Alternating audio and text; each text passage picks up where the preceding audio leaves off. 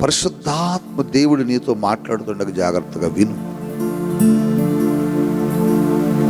ఐగుప్తు దేశము నుండి దేవుడు తన ప్రజలని మోషే నాయకత్వములో విడిపించి ఒక శ్రేష్టమైన, దీవెనకరమైన, ఆశీర్వాదకరమైన దేశానికి తీసుకుని వెళుతున్నటువంటి దినాలు. వారిని ఉన్నతమైన దేశంలోనికి చేర్చాడు. వారిని చేర్చే ఈ క్రమంలో ఆ ఇజ్రాయేలు ప్రజలు దేవునిని చాలాసార్లు విసిగించారు, విడిచిపెట్టారు, మర్చిపోయారు. దేవుడు చేసిన మేలులను మర్చిపోయారు.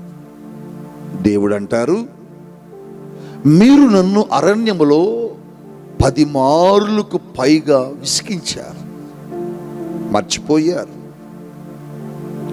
నేను దేవుణ్ణి కాదు అని నన్ను విడిచిపెట్టారు అని దేవుడు పశ్చాత్తాపడ్డాడు, బాధపడ్డాడు. దేవుడిని విడిచిన ప్రతిసారి ఇశ్రాయేలీయులను దేవుడు ఏం చేసేవాడంటే శత్రువు చేతికి దేవుడే అప్పగించేవాడు.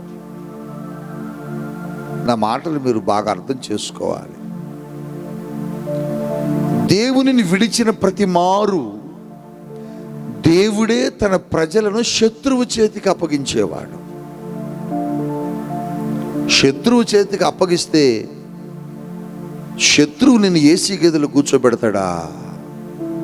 మంచి భోజనం పెట్టి కూర్చోబెడా, పర్వాలే నువ్వు ఎంతకాలం ఉంటావో ఉండు అంటాడా? అనడు.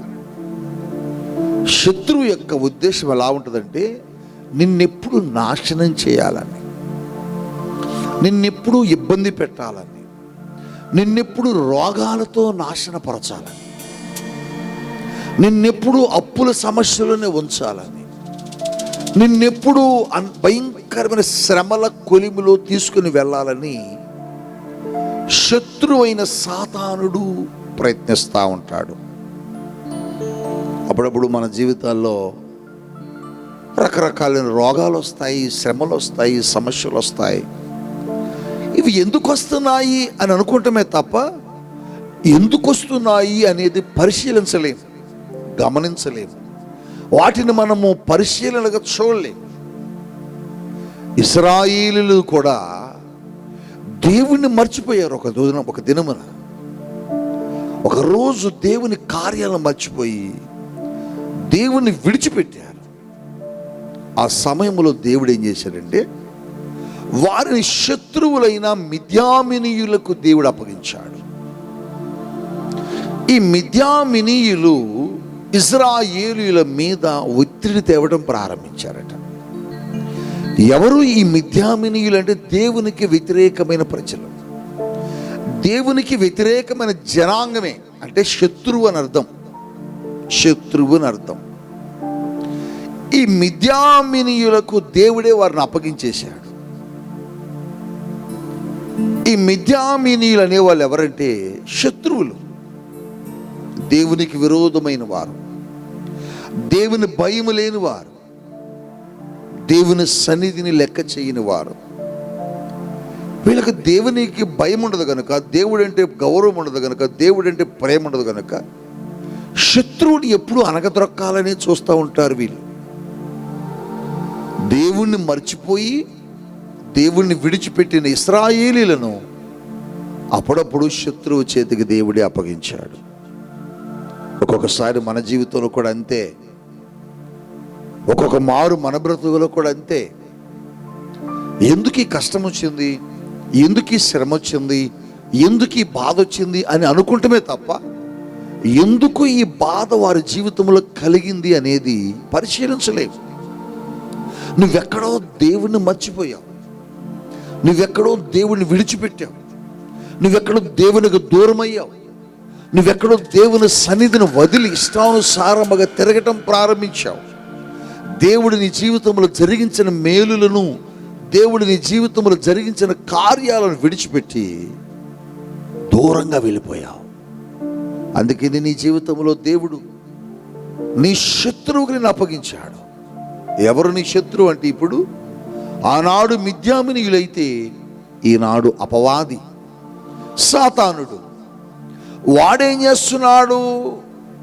దేవుడు ఎప్పుడైతే నిన్ను విడిచిపెట్టి ప్రక్కకు వెళ్ళిపోయాడో, నీ శరీరములో రోగాలు, నీ జీవితములో శ్రమలు, నీ జీవితములో కష్టములు, నీ జీవితములో అప్పులు, నీ జీవితంలో వ్యతిరేకతలు, నీ జీవితంలో భయంకరమైన శోధనలను సృష్టిస్తూ ఉంటాడు సాతానుడు.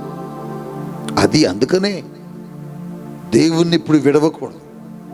అయితే దేవుడు ఇశ్రాయేలీయులను మిద్యామీనీయుల చేతికి అప్పగిస్తే, మిద్యామీనీయులట ఇశ్రాయేలును ఒత్తిడి చేస్తున్నారట, ఇబ్బంది పెడుతున్నారట.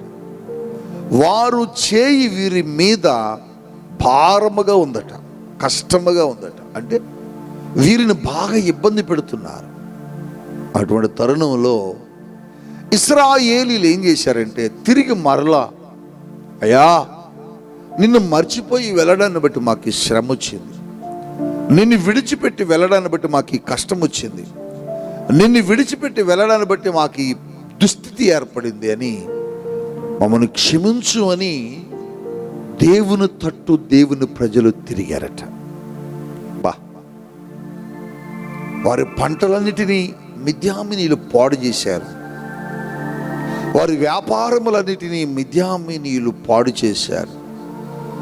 వారి పరిస్థితులు ఎలా అయిపోయాయి అంటే నాశనకరమైన పరిస్థితులు అయిపోయాయి. అటువంటి పరిస్థితుల్లో దేవుని తట్టు తిరిగి దేవుని ప్రజలు, మమ్మల్ని క్షమించయ్యా, మమ్మల్ని మన్నించయ్యా, ఇక మేము ఎప్పుడూ పొరపాటు చేయమని వారు దేవుణ్ణి అడిగారు. బా, ఎంత ప్రేమ! ఆయనను అడగటమే ఆలస్యం.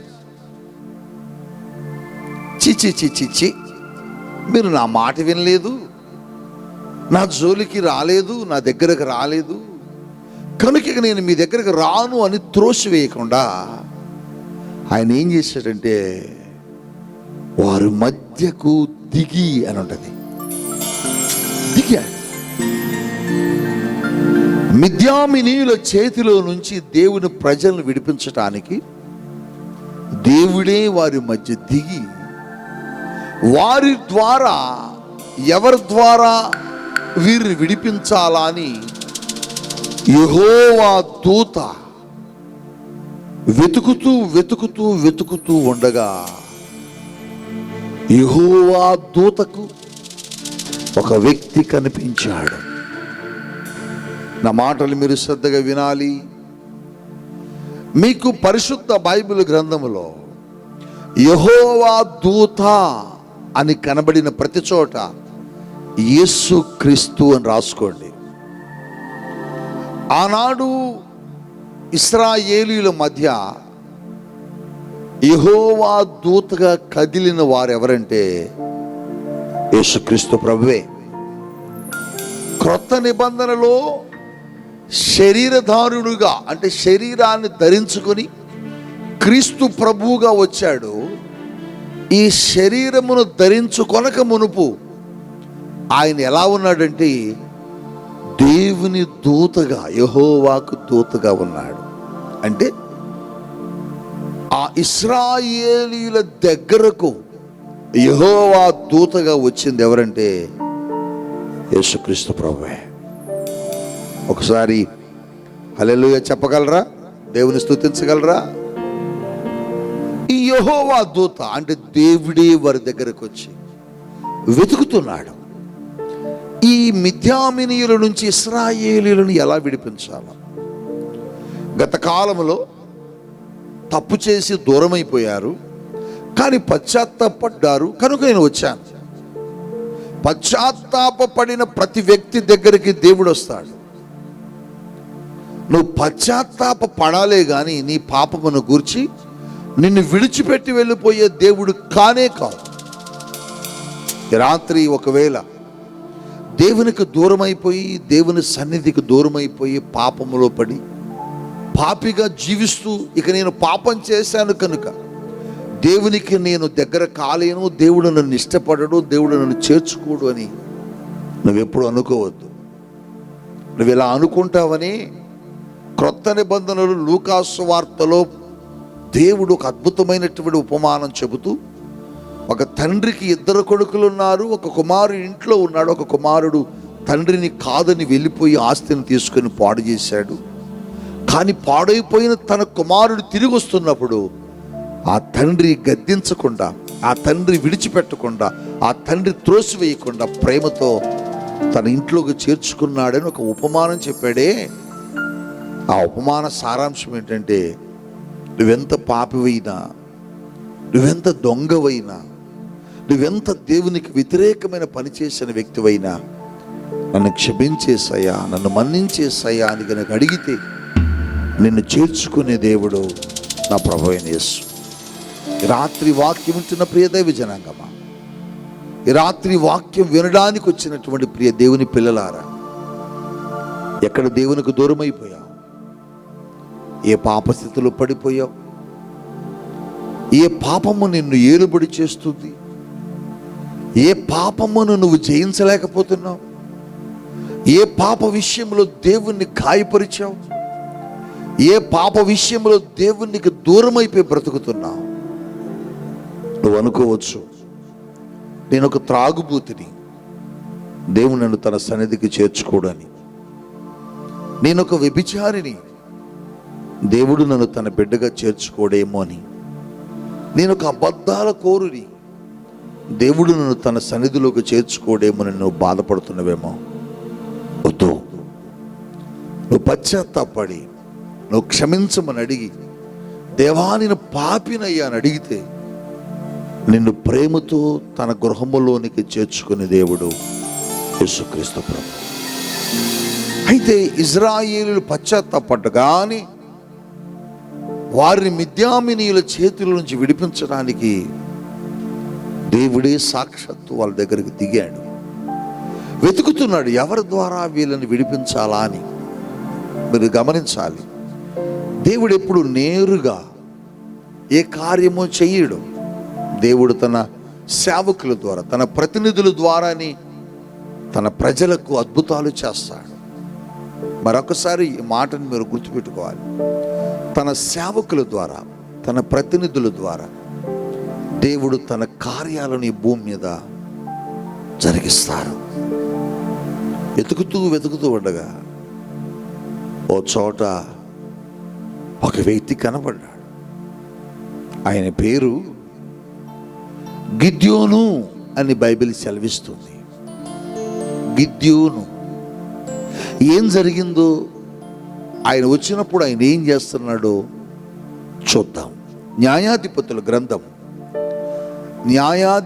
గ్రంథం జడ్జెస్ 6వ అధ్యాయం 11వ వచన భాగం నుండి చదువుకుందాం. యెహోవా దూత వచ్చి అబీయజ్రీయుడైన యోవాషునకు కలిగిన ఒఫ్రాలోని మస్తక వృక్షము క్రింద కూర్చుని ఉండెను. యోవాషు కుమారుడైన గిద్యోను మిద్యానీయులకు మరుగైండునట్లు గానుగ చాటున గోధుమలను దుల్లగొట్టుకొనుచుండగా, మిద్యామినీయులకు మరుగై కనబడకుండా భయంతో ఓ గానుగ చోటు గోధుమలనట దుల్లగొట్టుకుంటున్నాడట. అంటే భోజనానికి కావలసినటువంటి ఆహార పదార్థాలకు కావలసినటువంటి ఆ గోధుమలను ఆయన దుల్లగొట్టుకుంటున్నాడు. ఎవరైనా గిద్యోను. ఈయన ఎక్కడున్నాడు? ఒక గానుగ చోటన. ఎందుకు అక్కడ దాక్కున్నాడంటే, మిద్యామినీయులు ఏం చేస్తున్నారంటే ఇశ్రాయేలీయుల యొక్క పంటలను పాడు చేస్తున్నారు. ఇశ్రాయేలులు విత్తనము వేసి పంట పండించుకుంటే ఆ పంటలన్నిటినీ మిద్యామినీయులు పాడు చేసి వాళ్ళు స్వాధీనపరుచుకుంటున్నారు. అందుకని మిద్యామినీయులకు కనబడకుండా చాటుగా వెళ్ళి గోధుమలను ఆయన ఏరుకుంటున్నాడు, దొల్లగొట్టుకుంటున్నాడు. బహుశా వాటి ద్వారా రొట్టెలు చేసుకుని తినడానికి అనుకుంటా, అంతకంటే ఏమీ ఉండదు. భయపడుతూ భయంతో వణికిపోతూ ఆయన ఆ గోధుమలు దొల్లగొట్టుకుంటుంటే యెహోవా దూత, దేవుని ప్రత్యక్షత. భయపడిపోతూ వణికిపోతూ గానుగు చాటున ఉన్న గిద్యోను దగ్గరకు వచ్చి మాట్లాడుతుంది. పరాక్రమము గల బలాఢ్యుడా, యెహోవా నీకు తోడై ఉన్నాడని అతనితో అనగా. 12వ వచనం, పరాక్రమము గల బలాఢ్యుడా, ఓ పరాక్రమశాలి, ఓ పరాక్రమము కలిగినటువంటి బలాఢ్యుడా, ఓ గిద్యోను, నువ్వేంటి భయపడుతున్నావు ఇక్కడ కూర్చొని? నువ్వేంటి కలవరపడుతున్నావు ఇక్కడ కూర్చొని? నువ్వేంటి దొంగచాటును దాగుకొని, గానుగు చాటును దాగుకొని గోధుమలను దుల్లగొట్టుకుంటున్నావు? యెహోవా నీకు తోడై ఉన్నాడు. వెంటనే గిద్యోను, యెహోవా మాకు తోడుగా ఉన్నాడా? అవును, యెహోవా తోడుగా ఉంటే మాకు ఈ కష్టం ఎందుకు వచ్చేదయ్యా? యెహోవా తోడుగా ఉంటే మాకు ఈ బాధలు ఎందుకు వస్తాయ్యా? యెహోవాయే మాకు తోడుగా ఉంటే మేము ఆ శత్రువులైనటువంటి మిద్యామీయుల చేతులు ఎందుకు నలిగిపోతామయ్యా? యెహోవా మాకు తోడుగా లేడు. యెహోవా మమ్మల్ని మర్చిపోయాడు. యెహోవా మమ్మల్ని విడిచిపెట్టాడు. యెహోవా మమ్మల్ని వదిలేశాడు.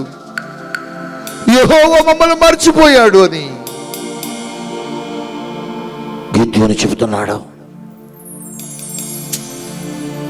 నువ్వు కూడా అప్పుడప్పుడు నీకు కలిగే కష్టాల్లో, నీకు కలిగే బాధలను బట్టి, నీకు కలుగుతున్నటువంటి అవమానాలను బట్టి, నిందలను బట్టి, శ్రమలను బట్టి, రోగములను బట్టి, అప్పులను బట్టి, అప్పులు తీర్చలేక,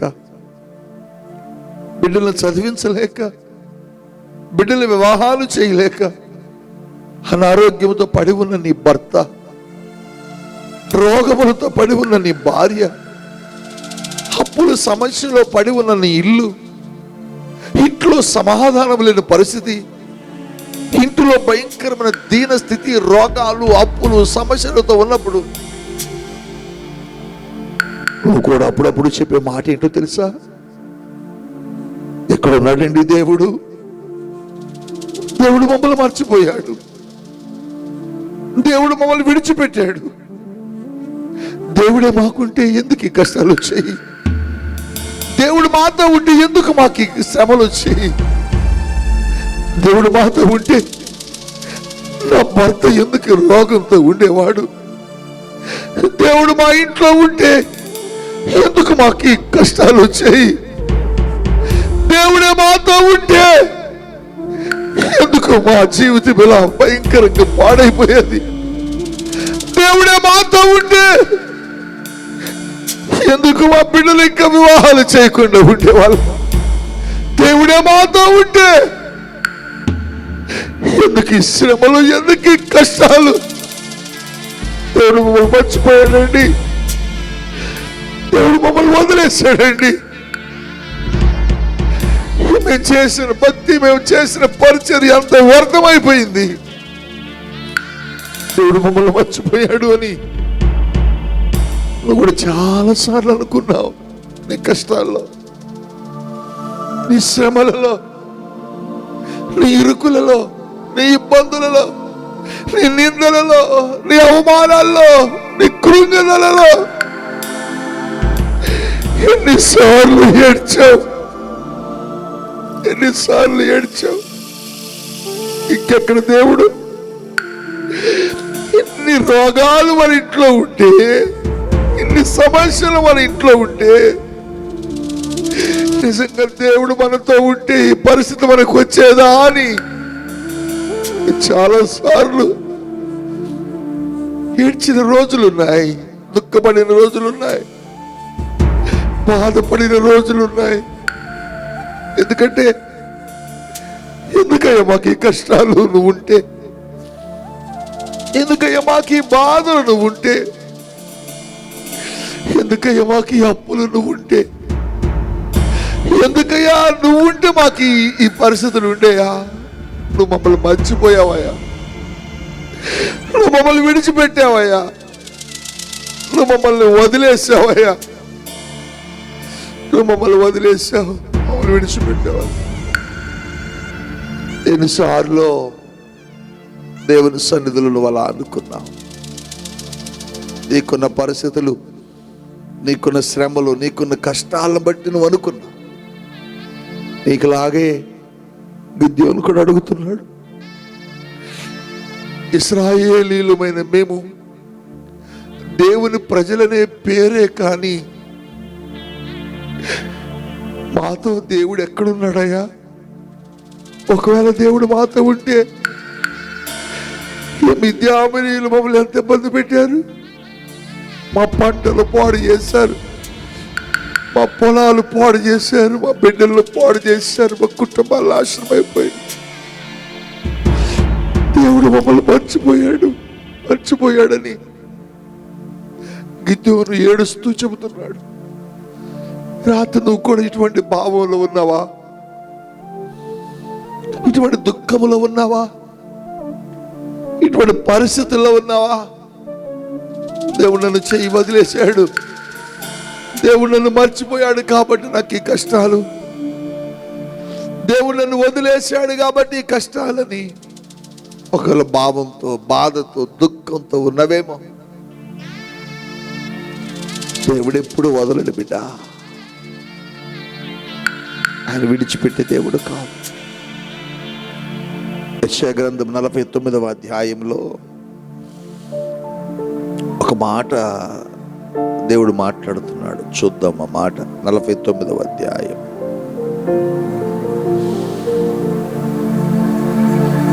49వ అధ్యాయము 14, 15, 16 వచనాలు చూద్దాం. చూడండి మీ బైబిల్లో. అయితే సియోను అనుకుంటున్న మాట, యెహోవా నన్ను విడిచిపెట్టి ఉన్నాడు, ప్రభు నన్ను మరచిపోయి ఉన్నాడని అనుకొనుచున్నది. సియోను అనుకుంటుందట, ప్రభు నన్ను విడిచిపెట్టాడు, ప్రభు నన్ను మర్చిపోయాడు అనుకుంటున్నదట. సియోను దేవుని ప్రజలు అనుకుంటున్నారు, మమ్మల్ని విడిచిపెట్టేశాడు దేవుడు, మమ్మల్ని మర్చిపోయాడు అనుకుంటుందట. అనుకుంటున్న సియోనుతో దేవుడు మాట్లాడుతున్నాడు. చూడు, స్త్రీ తన గర్భమున పుట్టిన బిడ్డను కరుణింపకుండా తన చంటి పిల్లను మరుచునా? స్త్రీ కనినటువంటి తన బిడ్డను, తన చంటి బిడ్డను మరుచునా? అరవరు. ఎట్టి పరిస్థితుల్లో స్త్రీ తన బిడ్డను మర్చిపోదు.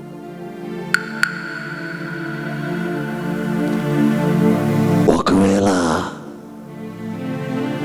వారైనా మర్చిపోతారేమో కానీ నేను నిన్ను మర్చిపోను అంటున్నాడు. ఎంత మాట! స్త్రీ తన బిడ్డనైనా మర్చిపోవనేమో. ఓ సియోను, నువ్వెందుకు నేను నిన్ను మర్చిపోయాను అనుకుంటున్నావు? నేను మర్చిపోలే నిన్ను, కొంచెం దూరం అయ్యానంతే. ఎందుకు దూరం అయ్యానంటే నీ క్రియలు నాకు నచ్చలే, నీ పద్ధతులు నాకు నచ్చలే, నీ పనులు నాకు నచ్చలే, అందుకని కొంచెం దూరంగా ఉన్నాను, కానీ నిన్ను నేను మర్చిపోలే. నేను నిన్ను మర్చిపోలే.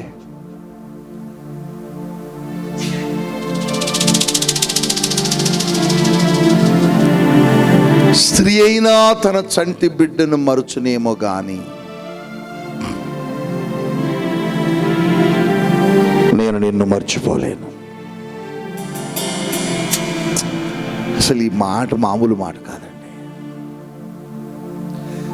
తల్లి తన బిడ్డనైనా మర్చిపోద్దట కానీ దేవుడు నేను మర్చిపోలే అంటున్నాడు.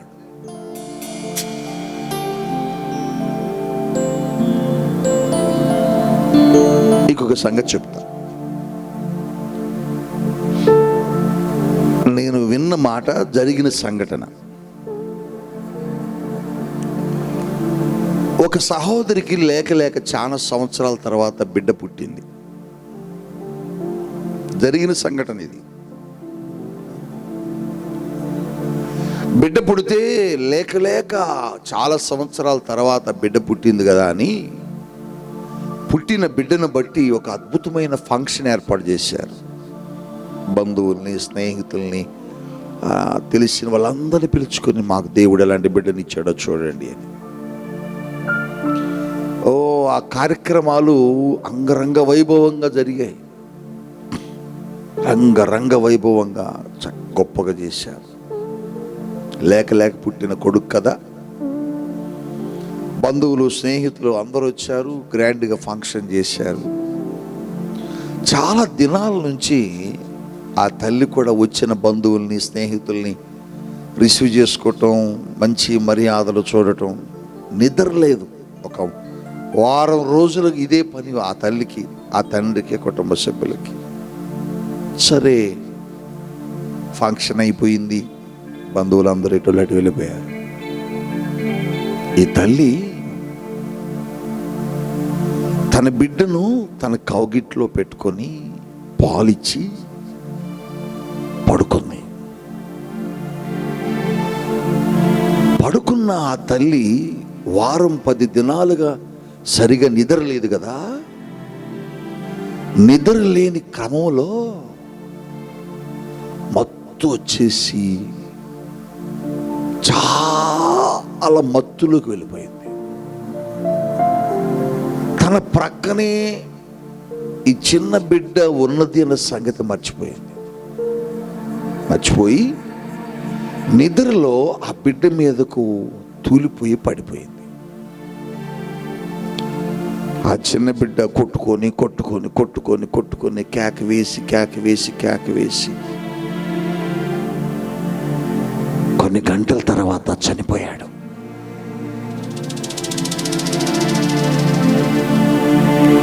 పొద్దుటే యథావిధిగా లేచింది. బిడ్డను చూసుకొని ముద్దులాడింది. ఎత్తుకొని లేపుతుంటే లేకట్లా ఏడుస్తుంది, కేకలు పెడుతుంది, నా బిడ్డ లేకటం లేదని. అందరూ అక్కడికి వచ్చేసారు, బంధువులు, కుటుంబీకులు అందరూ. ఏం జరిగిందంటే ఏమో తెలియదు, నా బిడ్డ లేకటం లేదు.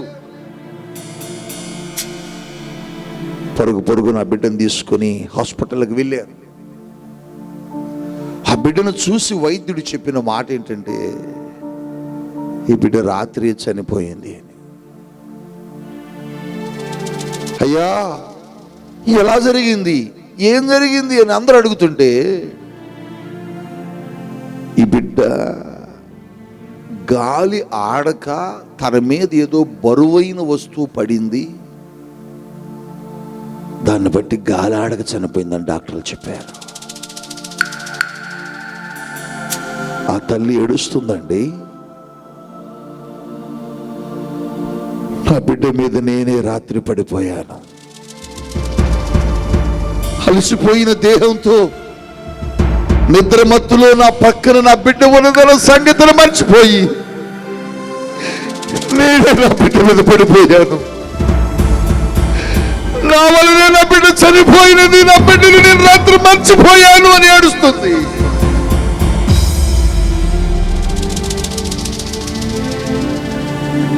అయినా మరుచునేమో కానీ నేను నిన్ను మరువను అంటున్నాడు యేసయ్య. గిద్యోను, నేను మర్చిపోయానుకుంటున్నావా? మిమ్మల్ని మర్చిపోయి వెళ్ళిపోయానుకుంటున్నావా? అవునయ్యా, మమ్మల్ని మర్చిపోయావనుకుంటున్నానయ్యా. మమ్మల్ని విడిచిపెట్టావనుకుంటున్నావయ్యా. లేదు గిద్యోను, నేను మర్చిపోలే. అవునాయ్యా, నిజంగా మర్చిపోలేదా? మర్చిపోలేదు గిద్యోను. మీరు ఎక్కడున్నారు నాకు తెలుసా గిద్యోను? మేము ఎక్కడున్నావయ్యా నీకు అంటే, ఇదిగో చూడు, నా చేతుల్లో నేను మిమ్మల్ని చెక్కుకున్నాను గిద్యోను. నా చేతుల్లో మిమ్మల్ని నేను చెక్కుకున్నాను. నా చేతుల్లో చెక్కుకున్న మిమ్మల్ని నేను ఎలా మర్చిపోతాను గిద్యోను? నేను ఎలా మర్చిపోతాను? ఈ రాత్రి దేవుడు నన్ను మర్చిపోయాడు. దేవుడు నా కుటుంబాన్ని వదిలేశాడు. దేవుడు నన్ను మర్చిపోయాడు అనుకుంటూ లైవ్ లో ఏడుస్తూ కూర్చుంటున్న ప్రియ దైవ జనాంగమా, నిన్ను మర్చిపోలే. నిన్ను ఆయన మర్చిపోలే. ఆయనకు నువ్వు చేతులలో చెక్కబడ్డావు. నీ తల్లి మర్చిపోవచ్చు నిన్ను, నీ తండ్రి మర్చిపోవచ్చు నిన్ను, ఆఖరికి నిన్ను కన్న బిడ్డలు కూడా మర్చిపోవచ్చు. నువ్వు కన్న బిడ్డలు కూడా. కానీ నువ్వు మర్చిపోను అంటున్నాడు యేసయ్య. నిన్ను వదిలిపెట్టను అంటున్నాడు. నీ దగ్గర డబ్బులు ఉన్నప్పుడు వస్తారు, డబ్బులు లేనప్పుడు రారు నీ బంధువులు, తర్వాత మర్చిపోతారు. నీ దగ్గర బలం ఉన్నప్పుడు వస్తారు నీ బంధువులు, నీ దగ్గర బలం లేనప్పుడు రారు, మర్చిపోతారు.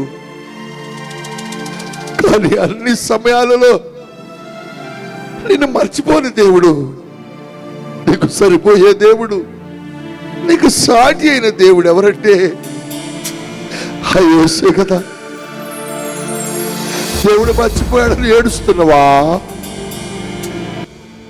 నేను మర్చిపోలేదని చెబుతున్నాడు దేవుడు. నీ స్థితిని, నీ పరిస్థితులన్నిటిని చూస్తున్నానని చెబుతున్నాడు దేవుడు. రాత్రి నీ స్థితిని మార్చడానికి దిగి ఉన్నాడు దేవుడు. రాత్రి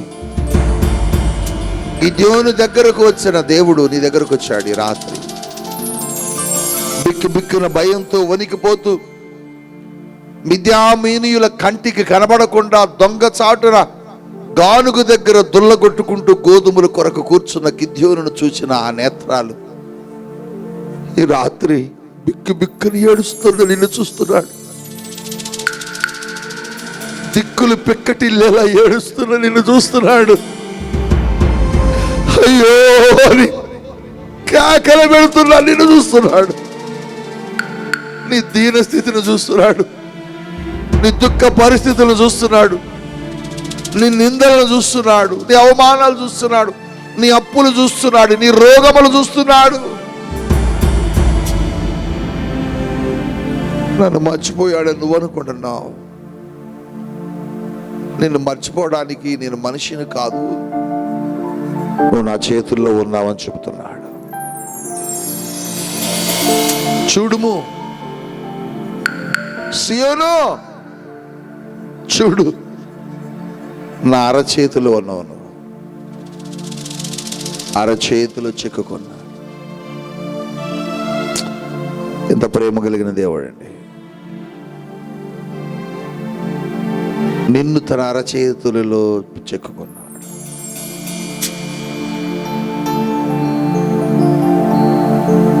కిషోర్, కిషోర్, పరిశుద్ధాత్మ దేవుడు నీతో మాట్లాడుతున్నాడు. కిషోర్,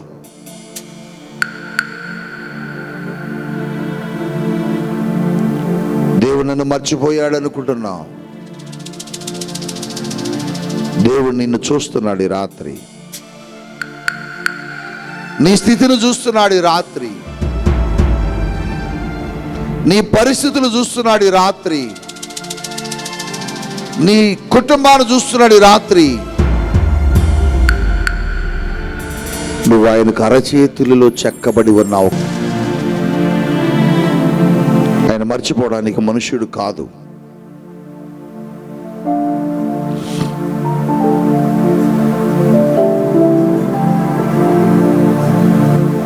నువ్వు గనుక దేవుడిని మర్చిపోయిన భావంతో బాధపడుతున్నవేమో, బాధపడద్దు. మర్చిపోలే. మనల్ని మన కుటుంబ సభ్యులు మర్చిపోతారు. నన్నైతే నా కుటుంబ సభ్యులు మర్చిపోయారు.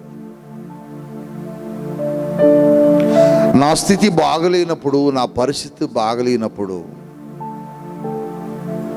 నా కుటుంబానికి నేను ఒక చేదైన వ్యక్తిగా కనిపించాను. నా కుటుంబానికి నేను ఒక భారమైన వ్యక్తిగా కనిపించాను.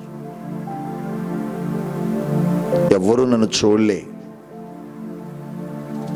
ఎవరు నా దగ్గరకు రాలే, ఎవరు నన్ను ప్రేమించలేదు. నేను దేవుని సన్నిధిలో నా గుండెల మీద చెయ్యి వేసుకొని చెబుతున్నాను, నేను ఒంటరిగా బ్రతకటం ప్రారంభించాను. ఆకలి బాధలు, వస్త్ర కొరత, పరుండుకోవడానికి సరైన నివాసం లేదు, బస్ షెల్టర్లే నాకు ఆశ్రయాలు,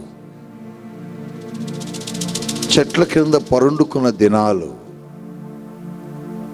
కల్వర్ట్ల కింద పడుకున్న దినాలు, బస్ స్టాపుల్లో పడుకున్న దినాలు, వర్షం వస్తుంటే సూర్యు కిందకి వెళ్ళి నిలబడిన దినాలు, తెల్లవారులు. ఎవరు నన్ను చూడలే.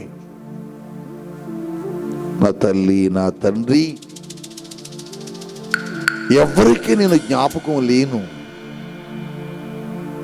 నేనంటూ ఒకరిని ఉన్నానన్న సంగతి కూడా వారికి గుర్తులేదు.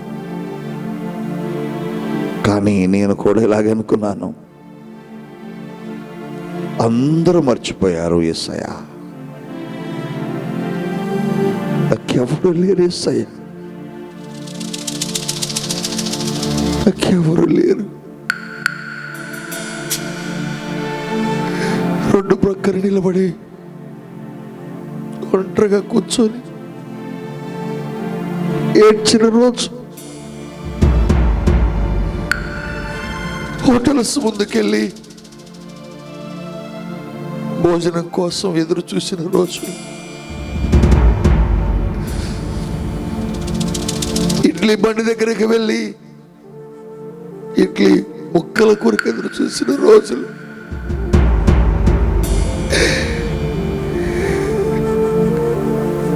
నన్ను ఎవరు గుర్తుపెట్టుకోలేదు. కానీ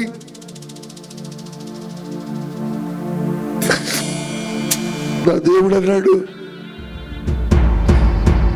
అందరూ మర్చిపోయినా నేను నిన్ను మర్చిపోలే అన్నాడు. నేను నిన్ను విడిచిపెట్టానన్నాడు. నేను నిన్ను వదలలేను అన్నాడు. చూడు, నువ్వు నా చేతిలో ఉన్నావు అన్నాడు. చూడు,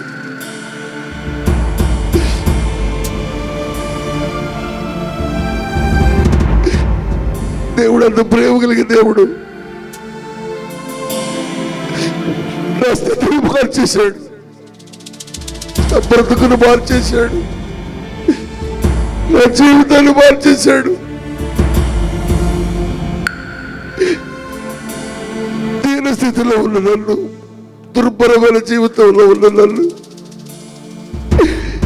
యేసయ్య తన చేతులతో ఎత్తుకొని లేవనెత్తి నన్ను ఆశీర్వదించాడు. ఈ రాత్రి ఎందుకు ఈ మాట చెబుతున్నారంటే, నిన్ను కూడా మర్చిపోడు, వివాహం కాలేదని నన్ను దేవుడు మర్చిపోయాడు అనుకుంటున్నావా? లే, మర్చిపోడు. బిడ్డలు లేరు, ఎంతకాలం ఈ నింద అనుభవించాలి, నన్ను దేవుడు మర్చిపోయాడు అనుకుంటున్నావా? లే, మర్చిపోలే. ఆయనకి జ్ఞాపకం ఉన్నావు. చదువుకున్న వాళ్ళందరూ, నా తోటి వాళ్ళందరూ ఉన్నతమైన ఉద్యోగాలు చేస్తున్నారు. నన్ను దేవుడు మర్చిపోయాడు కాబట్టి నేను ఇలా ఉన్నాను అనుకుంటున్నావా? లే, నీకు ఒక బెటర్ ఫ్యూచర్ ఇవ్వడానికి దేవుడు సిద్ధపరిచాడు. వాళ్ళకంటే ఉన్నతమైనది, ఆశీర్వాదకరమైనది, దీవెనకరమైన జీవితాన్ని నీకు ఇవ్వడానికి దేవుడు నిన్ను ఉంచాడు. నిన్ను ఎందుకు వెనక్కి ఉంచాడు అనుకుంటున్నావు? ఆయన దగ్గర మిగిలినవన్నీ నీకిచ్చి పంపడానికే. ఆయన దగ్గర సర్వ సంపదలు ఉన్నాయి.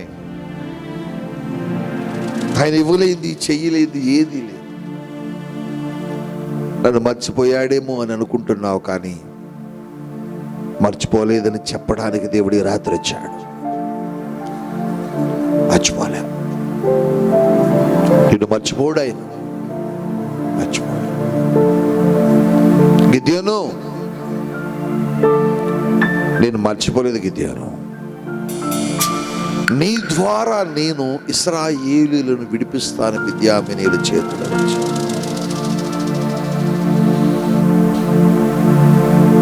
నా ద్వారానా? నేనే పాటు ఉన్నాయా? మా గోత్రమే పాడుది ఇశ్రాయేలీయులను. నా ద్వారా విడిపిస్తావా? ఎస్. పరిశుద్ధాత్మ దేవుడు ఒక మాట చెబుతున్నాడు నీతో ఈ రాత్రి.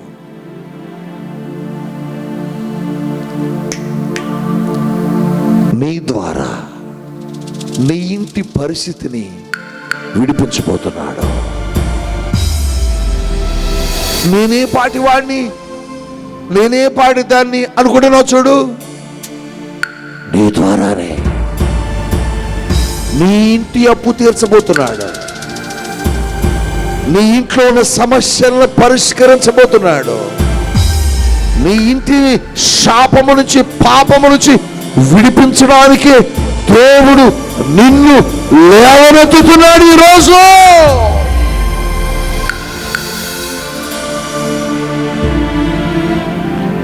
నువ్వు తృణీకరించబడ్డావు కదూ,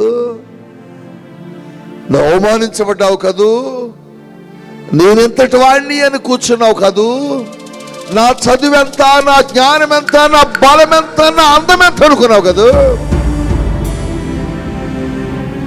నువ్వెవరో తెలుసా? పరాక్రమము కలిగిన బలాఢ్యుడివి. You are a fighter. నువ్వు పోరాట యోధుడివి. నీకు తెలియడం లేదు నీలో పోరాటం ఉంది. నీకు తెలియడం లేదు నీలో అభిషేకం ఉన్నది. నీకు తెలియడం లేదు నీలో శక్తి ఉంది. అయ్యా, నాలో ఇంత శక్తి ఎట్టు వచ్చిందయ్యా నువ్వు అనుకుంటున్నావా? నువ్వు ఎవరి చేతిలో ఉన్నావో తెలుసా?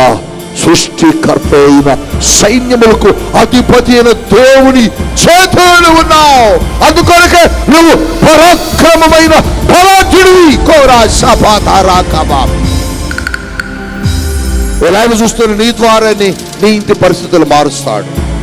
ఇలాగ చూస్తున్నా నీ ద్వారానే నీ ఇంట్లో అద్భుతాలు చేస్తాడు. ఇలాగ చూస్తున్నా నీ ద్వారానే నీ జీవితంలో అద్భుతమైన కార్యాలు మీ ఇంటిలో, మీ ప్రాంతంలో, మీ దేశంలో చేస్తాడు దేవుడు. You are not ordinary man. You are not ordinary person.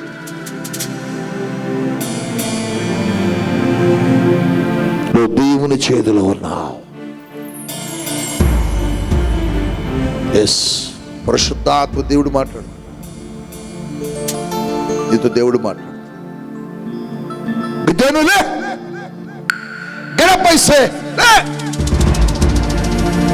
లేచాడు. ఏం చేయాలి? నీతో నేనున్నాను, నేను చెప్పినట్టుగా చేయన్నాడు. దేవుడు ఏది చెప్పాడో గిద్యోను అది చేశాడు. గిద్యోను దేవుని మాట ప్రకారం జరిగించినప్పుడు మిద్యామీనీయులు ఇశ్రాయేలీయులను చూసి పరారైపోయి ఓడిపోయి ఇశ్రాయేలు చేతిలో, పరాక్రమముల సౌలు చేతిలో ఓడిపోయి నాశనమైపోయి దేవుని ప్రజలకు విడుదల దొరికింది.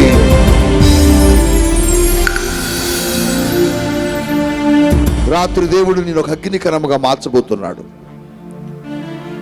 రాత్రి దేవుడు నేను ఒక అగ్ని కణముగా మార్చడానికి ఇష్టపడుతున్నాడు. గిద్యోను చేతిలో ఓ రాషాబా కంద్రా కిలి, గిద్యోను చేతిలో అటుగో దివిటీలు కనబడుతున్నాయి. అవి కుండలలో పెట్టబడ్డాయి. దేవుడు చెప్పాడు, నేను చెప్పినప్పుడు మీరు ఆ కుండలను పగలగొట్టండి అని చెప్పాడు. ఆ కొండలను పగిలగొట్టినప్పుడు కొండలో నుంచి ఓ రాషాబారాక కొండలో నుంచి ఒక వెలుగు వచ్చింది. వెలుగు ఎప్పుడైతే వచ్చిందో వెలుగును చూసిన మిద్యామీనీయులు పారిపోవడం ప్రారంభించారు. ఎస్, రాత్రి పరిశుద్ధాత్మ దేవుడికి చెబుతున్నాడు, ఆ కొండలో వెలుగున్నట్లుగా నీ కొండలో వెలుగున్నది. ఏ కొండలో తెలుసా? నీ మట్టి కుండలో. పౌలు అంటున్నాడు, ఈ మట్టి దేహములో దేవుడు తన మహిమైశ్వర్యమును మా కొరకు పెట్టి ఉన్నాడు అంటూ ఎఫెసీ సంఘానికి భక్తుడైన పౌలు చెబుతున్నాడు. ఆ మహిమ ఐశ్వర్యమే నీ శరీరములో దాగి ఉన్న అభిషేకపు వెలుగు.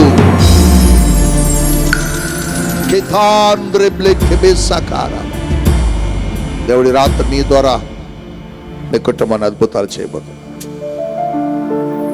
భయపడొద్దు, దిగులు పడొద్దు. నిన్ను ఆయన మర్చిపోలేదు. ఆయనకు నువ్వు జ్ఞాపకం ఉన్నావు.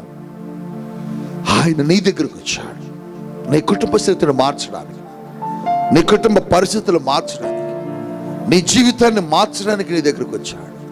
నమ్ముతావా? నమ్మితే నువ్వెక్కడున్నావు అక్కడ లేచి మోకరించు. అవకాశం ఉంటే మోకరించు, అవకాశం లేకపోతే నిలబడు. దేవుడు నీతో ఈ రాత్రి చెప్పిన వాక్కు ప్రకారం ఆయన నీ జీవితంలో కార్యం చేయబోతున్నాడు. ఆయన నీ జీవితంలో కార్యం చేయబోతున్నాడు. ఓ రాషాబా కంద్రీ కిలికి నేను మీకోసం ప్రార్థన చేయబోతున్నాను. తండ్రి, నీకు స్తోత్రాలు చెల్లిస్తున్నాను. ఈరోజు ఎంతమంది ఈ వాక్యాన్ని విన్నారు? మా జీవితంలో దేవుడు మమ్మల్ని మర్చిపోయాడేమో, మా పరిస్థితులు అందుకనే ఎంత భయంకరంగా ఉన్నాయి అని బాధపడుతూ లైవ్లో వచ్చినటువంటి బిడ్డలు, నేను మర్చిపోలేదు, మిమ్మల్ని విడిపించడానికి ఉన్నాను అని వారితో ధైర్యంగా నేరుగా వారితో మాట్లాడి వారిని ఆదరించేందుకు మీకు వందనాలు. ఈరోజు వారి కొరకు నేను ప్రార్థన చేయబోతున్నాను. వారి స్వస్థతల కొరకు, వారి అద్భుతాల కొరకు, వారి జీవితంలో కార్యాల కొరకు నేను ప్రార్థన చేయబోతున్నాను. మీరే మా మధ్య అద్భుతాలు చేయమని, విత్తబడిన వాక్యం వల్ల హృదయాల ఫలింప చేయమని యేసు నామములో ప్రార్థన చేస్తూ దీవిస్తున్నాను తండ్రి. ఆమేన్, ఆమేన్. దేవుడు మనల్ని దీవించును గాక.